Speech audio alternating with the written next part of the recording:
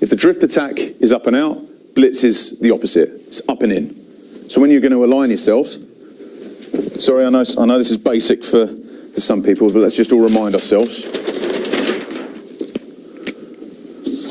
Got the ruck, attacker, attacker, attacker.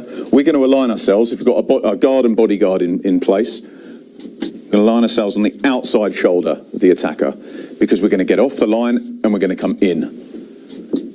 Off the line and in, off the line and in. You're responsible for the space inside you. Remember what you're responsible for on the drift defense? You're responsible for the space outside you. Conversely, with the blitz defense, you're responsible for that space inside you. Stay connected to your inside man. Drift, connected to your outside man. Blitz, inside man. Your inside man is crucial to being able to execute a blitz defense effectively.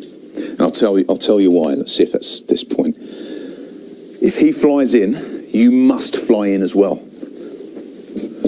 If that's you, or me, or whatever, this is the play we're talking about. This attacker's decided to carry, and he has flown in. What has that guy got to do? Clues up on the board.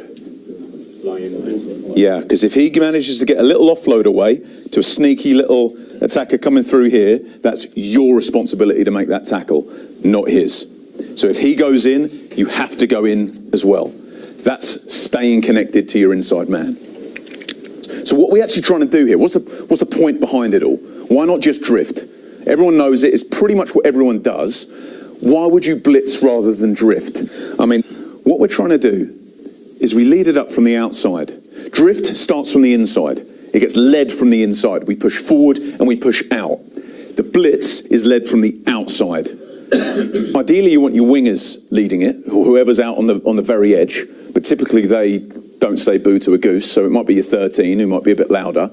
It needs to be bossed from the outside, because these guys need to be leading it up. So we're on a drift. You want to see the back of the guy inside you, the blitz. Don't be afraid to get in front of him.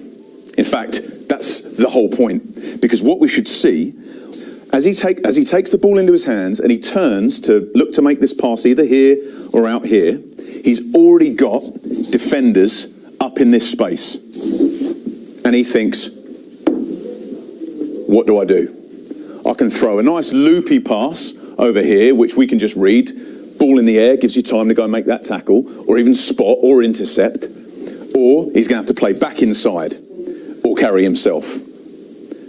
So if he's going to make that decision, what impact does that have on these guys, your defenders around the ruck? What do we think these guys need to do?